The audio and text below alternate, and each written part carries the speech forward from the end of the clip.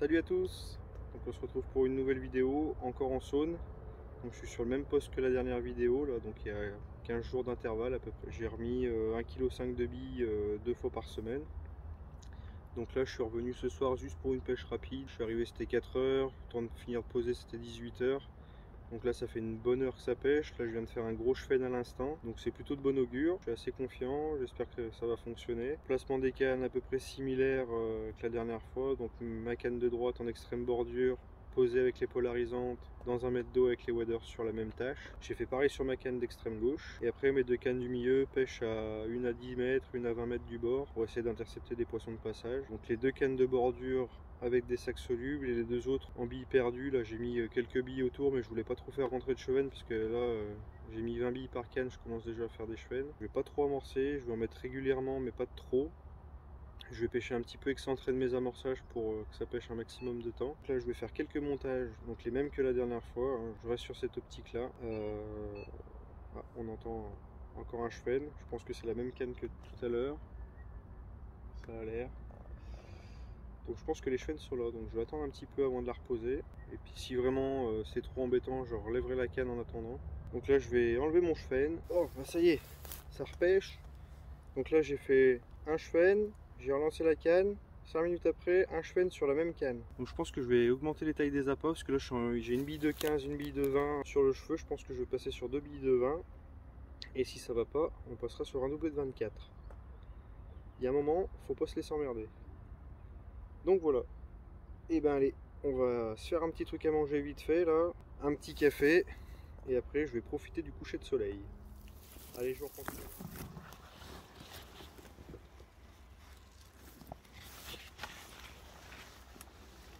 Oh, le petit poisson de Saône.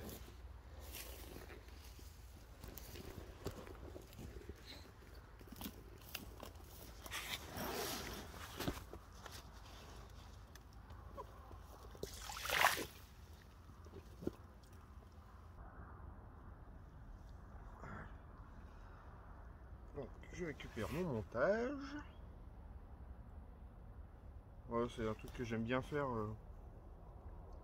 quand je fais un poisson comme ça la nuit. C'est soit j'essaie de la décrocher dans l'épuisette, soit j'enlève au moins le bas de ligne. Ça évite d'enrouler le fil à l'intérieur de l'épuisette, de se promener avec la canne, l'épuisette et tout ça, c'est quand même relativement bien pratique. Donc je vous la montre et je la remets à l'eau. Non, on la garde pas dans le sac. Ah non. On l'a dit qu'on ne gardait pas dans le sac, alors on ne garde pas dans le sac. Donc, je vous la présente vite fait. On va pas s'attarder dessus. Je vais vite la remettre à l'eau. Et je vais me coucher. Parce que j'ai empilé des cheven toute la soirée. J'en ai un peu marre. Donc ça valait le coup quand même, si elle se laisse faire. On voit que le printemps est là, que la nature commence à se réveiller. Regardez-moi ce joli poisson. Voilà, poisson typique de Saône, quoi. Des communes calibrées et taillées pour résister au courant. Donc elles font des combats, des super combats. Elle a tout donné. Bon, moins violent que la dernière fois, mais elle s'est pas laissée faire non plus, hein. Allez, on la remet vite à l'eau, on retend la canne, on va se coucher.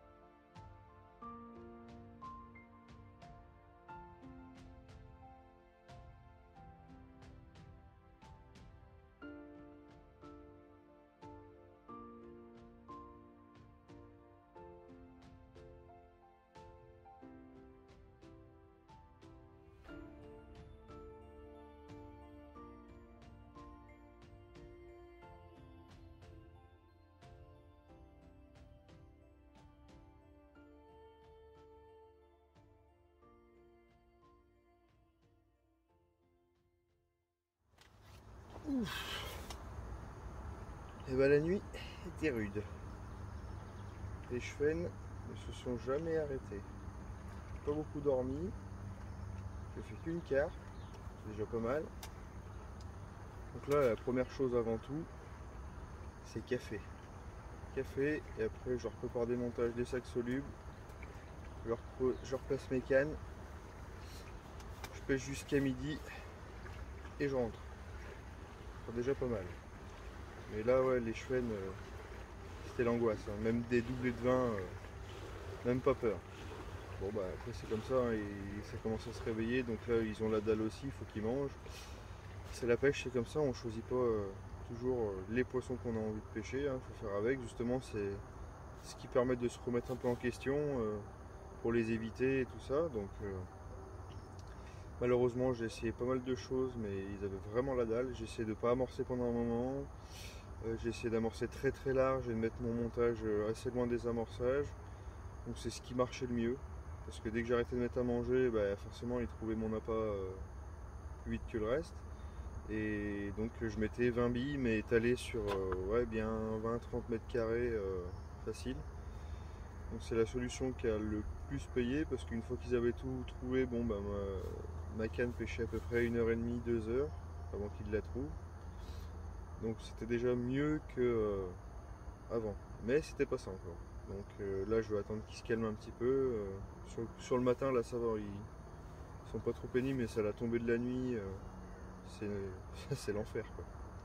Donc là petit café. Et après je vais faire des montages, mes sacs solubles. On remet ça à l'eau.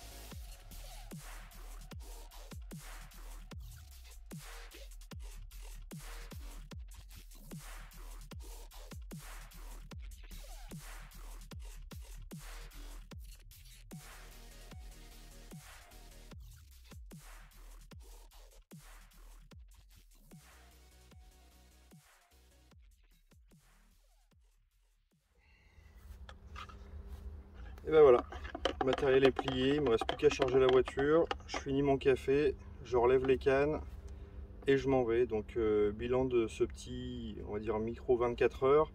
Donc j'ai fait pas mal de chevens, je crois que je suis à 8 ou 9 chevens sortis et quasiment autant de tables dans les cannes. Et une petite commune d'une dizaine de kilos que j'ai pris au milieu de tous ces chevens. Donc au début je voulais enlever la canne et puis j'ai dit oh ça va finir par se calmer, donc j'ai arrêté d'amorcer et vers 1h30 ou 2h, je sais plus, enfin bref, une belle touche et un poisson au tapis, donc je suis super content. J'ai fait une nuit un poisson, bon bah, je cherchais pas à faire plus, hein. Du moment que je faisais un poisson, moi ça me va. Je suis pas là pour faire du rendement, enfin pas ici quoi. Donc assez satisfait. Donc là je plie tout, je charge la voiture et je vous dis à bientôt pour une prochaine vidéo. Et surtout n'oubliez pas, c'est que de la pêche. Allez, salut!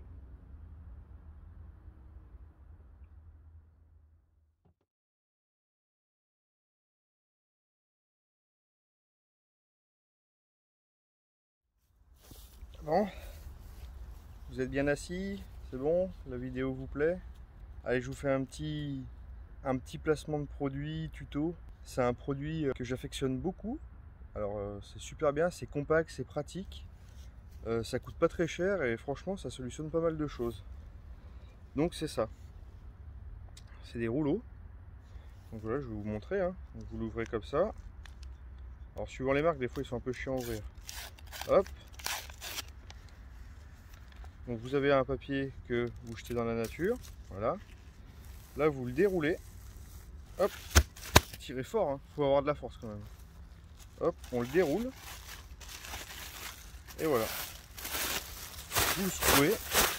Et vous avez un sac poubelle. Alors à quoi ça sert un sac poubelle? Un sac poubelle, c'est pour ramasser vos... Alors je mets pas tout le monde dans le même panier, hein, bien sûr, rassurez-vous. Mais pour ceux qui seraient un peu crassous sur les bords et qui verraient la vidéo, donc les sacs poubelles, c'est vendu en rouleau de 15 sacs de 20 litres. Donc pour une session de 24 heures, ça suffit. Après, si vous êtes des gros mangeurs et tout ça, il y a des plus gros.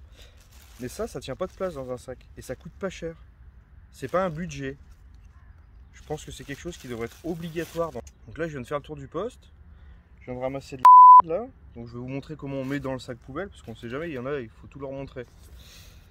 Moi ça me gave un peu ce genre de comportement, parce que ok, la nature est à tout le monde, mais elle appartient à personne. Nous on est que de passage. Donc le minimum, c'est au moins de ramasser sa merde. Après si vous êtes sympa ou dans un bon jour, vous pouvez ramasser la merde des autres. Ça c'est vous qui voyez. Moi le poste, je suis venu il y a 15 jours, j'ai déjà ramassé de la merde. Là j'ai encore d'en ramener. Bon, alors la Saône, ça charrie pas mal de merde. Avec les vagues, ça arrive un petit peu qu'il y en ait sur le bord. Ok. Mais les canettes de bière, les canettes de coca, trucs comme ça, quand elles sont remplies d'eau, elles coulent. Donc elles n'arrivent pas toutes seules dans les arbres ou cachées un peu en terre. Donc le sac poubelle, alors on l'ouvre comme ça. Donc il y a deux petits trucs rouges là, je sais pas si vous voyez bien. Ça c'est les poignées. On l'ouvre. Donc le papier que j'ai jeté, bon je le mets dedans. Ça, on boit pas. Oh, bah ça doit pas faire 2 jours que c'est là. Voilà, ce genre de truc. Pareil. Ça pendu dans les arbres. Alors ça c'est pas la crue, hein. Il y avait un nœud volontaire dans les arbres. Alors je pense que c'est des repères. Pareil, je vois pas l'utilité de mettre des repères dans les arbres avec des rubalises ou des bouts de sac poubelle pour repérer les postes. Moi dans le coin je les enlève. Donc c'est pas la peine d'en mettre. Là il y a des trucs de cachetons, des mouchoirs. Bon alors il n'y a qu'un truc que je ramasse pas, c'est le PQ, hein. Faut pas abuser non plus. Des bouts de polystyrène qui flottent avec les vagues, le vent, ok. Des bouts de plastique. Et ça rentre tout, hein. Ah, c'est hyper bien ça. Hop, ça aussi. Ah, du papier bulle. Bon. Hop, et une fois qu'on a tout mis dedans, on tire les deux poignées rouges comme ça. Hop, on fait un nœud. On le serre. On fait un deuxième. On le serre. Et voilà. Et en plus, il est vendu avec des poignées. Voilà. Et on met ça dans sa voiture et ensuite dans sa poubelle. Voilà, ça m'a pris 2 minutes. Ça m'a pris 10 minutes, 15 minutes pour ramasser et faire le tour de mon poste avant de partir. Parce que là, je vais pas tarder à plier. Et au moins, quand on arrive sur un poste qui est propre, enfin, c'est quand même vraiment plus agréable que quand c'est un tas de merde, quoi. Donc je sais pas ce qu'il y a dans la tête des gens. Moi, franchement, ça me sidère, hein. de voir qu'en 2022, il y en a qui sont toujours au niveau Moyen-Âge, achetés dans la rue en pensant que les cochons vont le bouffer. C'est fini ça, hein.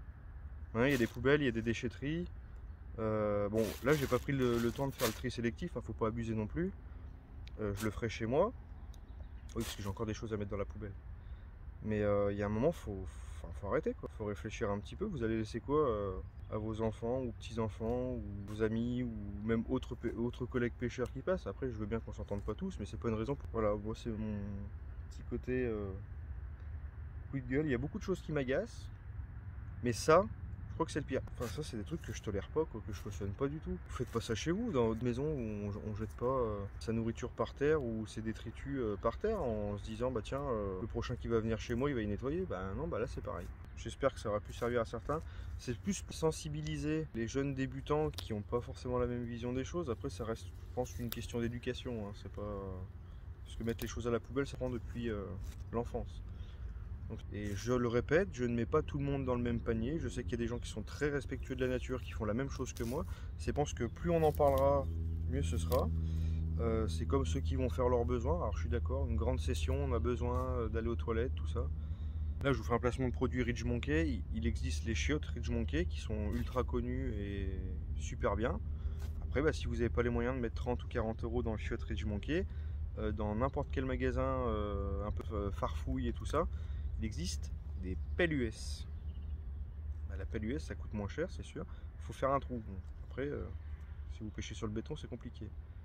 Même quand vous vous essuyez, emmenez un sac poubelle avec vous et mettez le papier dedans. Arrêtez de jeter les rouleaux de PQ ou les lingettes dans les arbres. Le mieux, c'est dans les ronciers. Hein, comme ça fait étendage, c'est super bien. J'en rigole, mais moi, ça m'énerve. Hein. Vous passez sur un poste, soit vous marchez dans une merde, soit il y a du PQ de partout. Franchement, moi, ça me dégoûte. Hein. Ces gens-là me dégoûtent. Prenez un seau, vous mettez un sac poubelle dedans, vous mettez dans le sac poubelle, vous le fermez, vous le mettez un peu plus loin. Bon, pas dans la voiture en plein soleil, mais vous le mettez un peu plus loin. Et puis au moment de partir, bah, vous l'emmenez. Enfin, je vois pas où est le problème. Et puis après, vous mettez ça dans votre poubelle. Je vois pas du tout où est le problème. Si vous voulez pas que ça pue dans votre voiture, bah au pire, vous vous retenez puis vous chiez chez vous, quoi. Mais arrêtez de tout laisser traîner par terre. Putain, c'est un truc, ça m'agace au plus haut point. Donc je prends du temps pour en parler parce que ça m'énerve. Et voilà, donc le sac poubelle, donc vous voyez, c'est gros comme ça. Et en fait, ça prend vraiment pas de place. Alors, il y en a des plus gros, hein. Vous n'êtes pas obligé d'en acheter des petits. Moi, ça me suffit pour moi tout seul. Et voilà, et ça dans un sac, ne me dites pas que vous n'avez pas de place dans vos sacs. Ça tient dans n'importe quel sac. Même dans la boîte à gants de la voiture, par exemple. Ah ouais. Il y a toujours une solution. Donc il y a un moment où il faut arrêter de trouver des excuses et puis il faut agir un petit peu. Donc voilà. Bon bah je vous embête pas plus longtemps avec ça. Moi je vais commencer à plier. Je vais charger la voiture et je rentre en laissant mon poste propre.